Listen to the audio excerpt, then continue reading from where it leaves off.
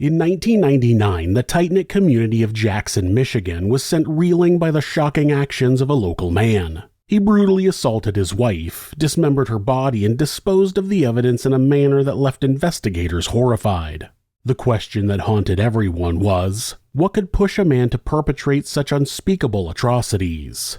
This is Monsters.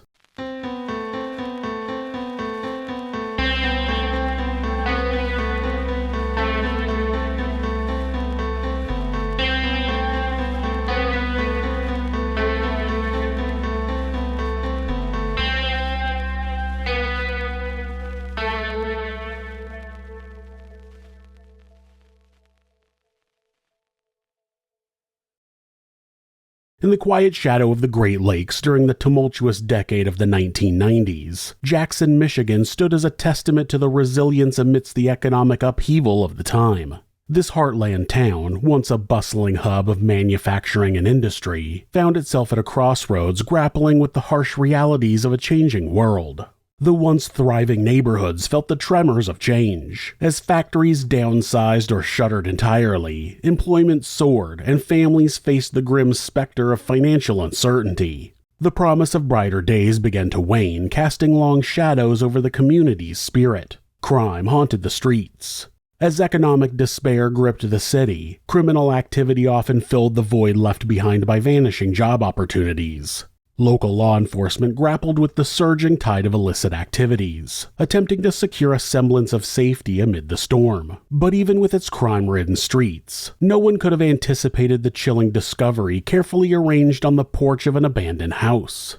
On July 13, 1999, a distressing report reached the ears of the Jackson community. Patricia Artz, a woman known for her strong ties to her family and unwavering devotion to her husband Kevin Artz, had gone missing.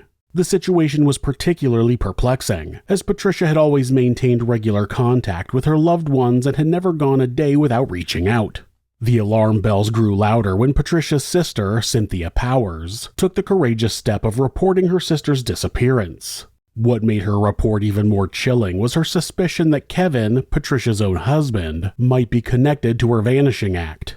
The suspicion began to unfurl when Cynthia confronted Kevin about Patricia's whereabouts. His explanation was that they had engaged in a heated argument, leading Patricia to leave in a specific vehicle. However, Cynthia knew that couldn't be true, because the last conversation she had with her sister had revealed that Patricia had sold that very vehicle. Something was amiss with Kevin's behavior. He had withdrawn into himself, denying visitors access to their residence. Cynthia couldn't shake the feeling that Kevin held the answers to Patricia's puzzling disappearance. She feared that he might have harmed or even killed her sister, leaving her for dead in Kip's Pizza and Taco, the restaurant where Patricia and Kevin resided.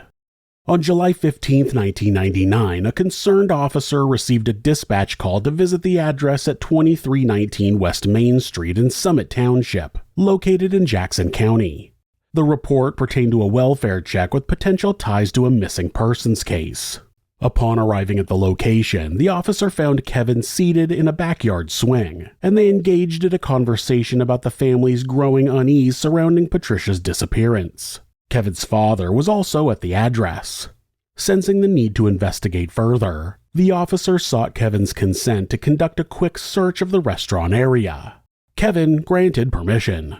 They walked around the building's western side towards the front door, but an unexpected turn occurred. Kevin, displaying unusual behavior, halted about 3 feet from the entrance.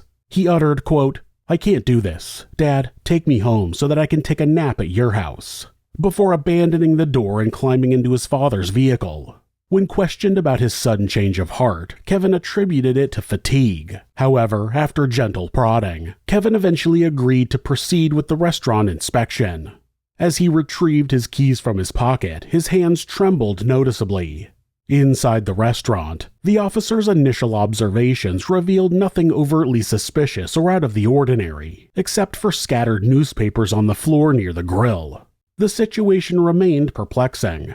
While they had no concrete evidence that any foul play had occurred, investigators were suspicious and had the keen sense that something was off. Upon further investigation into the restaurant, alongside the newspapers on the floor, there were rubber grease mats with suspicious brown spots. There were also splotches beneath the newspapers. There were light brown or red-colored drips on the tiles leading from the fryer area to a sink next to a gray garbage can. Inside the sink, a large metal pan contained what seemed to be cooked material. The garbage can held paper towels soaked in what appeared to be diluted blood, akin to the type found with raw meat.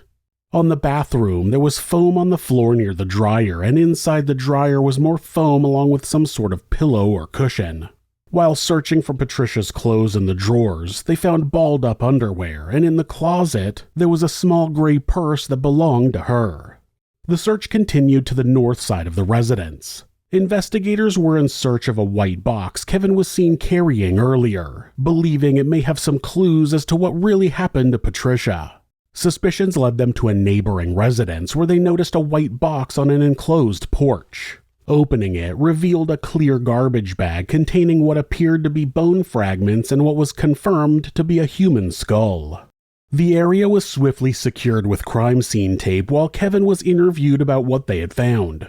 After the interview, he was placed under arrest and transported to Jackson County Sheriff's Department. It seemed that after 12 years of marriage, Kevin murdered his wife in cold blood. As the investigation unfolded, they would find more disturbing evidence and insight into a marriage that was anything but happy. Friends would later recall how abusive and volatile the relationship truly was. One time, two friends were on a cruise with the married couple with the hopes of strengthening their friendship.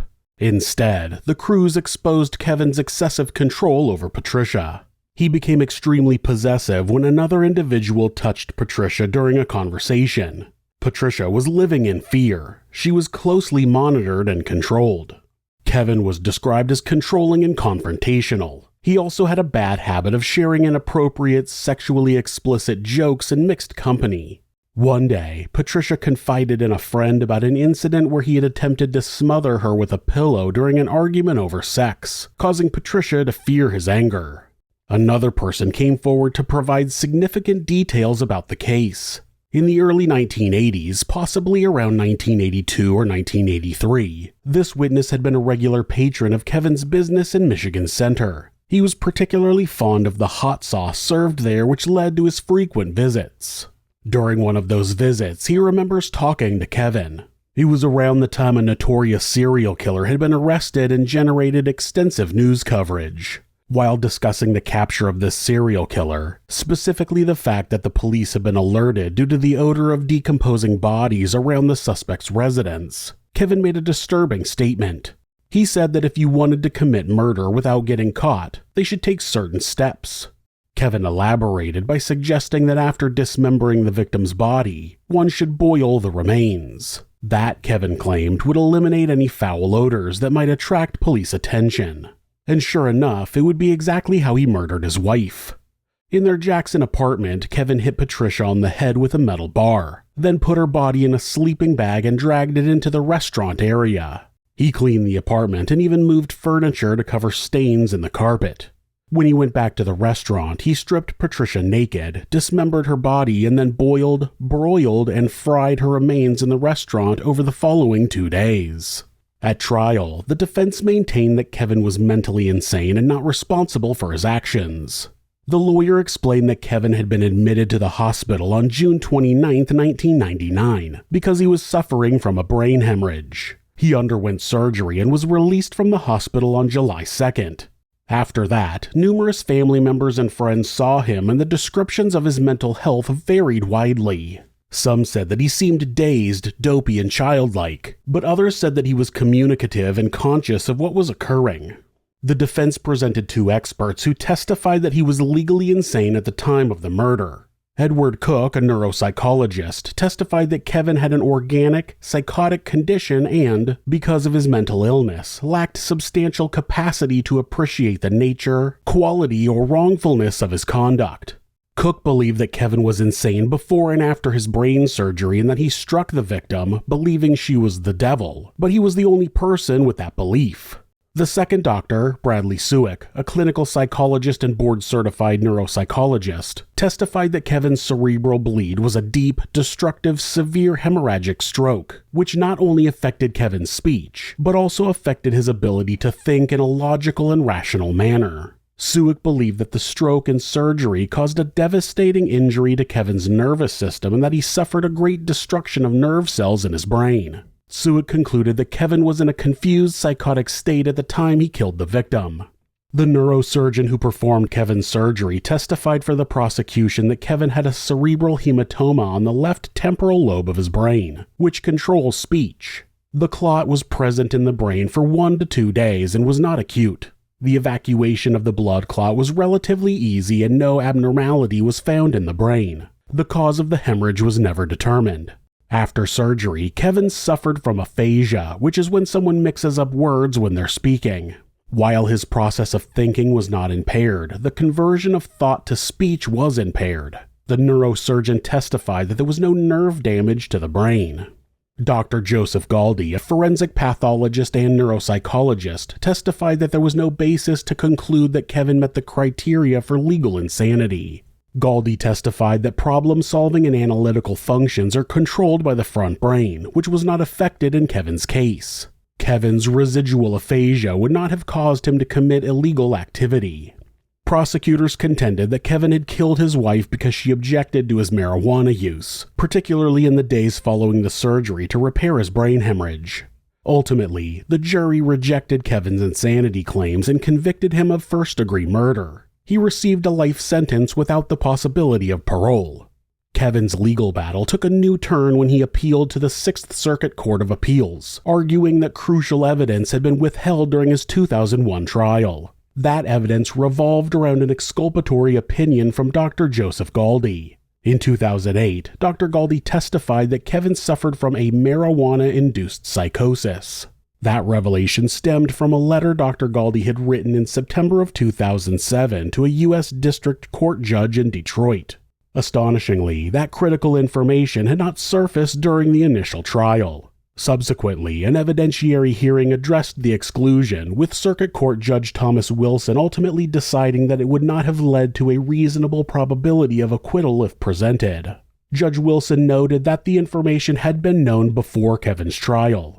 Kevin persisted in asserting that the information could have strengthened his insanity defense. Faced with unsuccessful attempts in state court, he turned to the federal courts for relief. However, the U.S. Court of Appeals found that there were compelling reasons to believe that the omission of Dr. Galdi's opinion would not have impacted Kevin's trial significantly.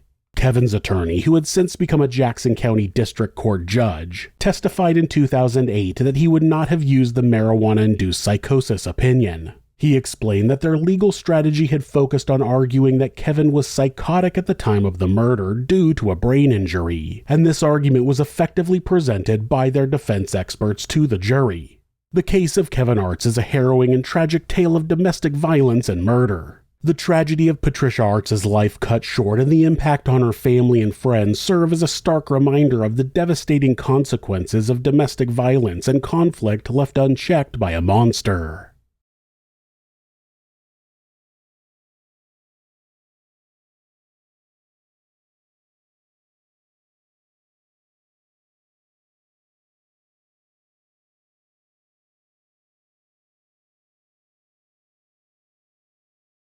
If you're a fan of true crime, hit subscribe and turn on notifications so you don't miss an episode. You can also hit like or leave us a comment. You can check out our other show, Somewhere Sinister, on YouTube or anywhere that you listen to podcasts. If you'd like to support the show, check out our merchandise at thisismonsters.com. The link is in the description. Thanks again, and be safe.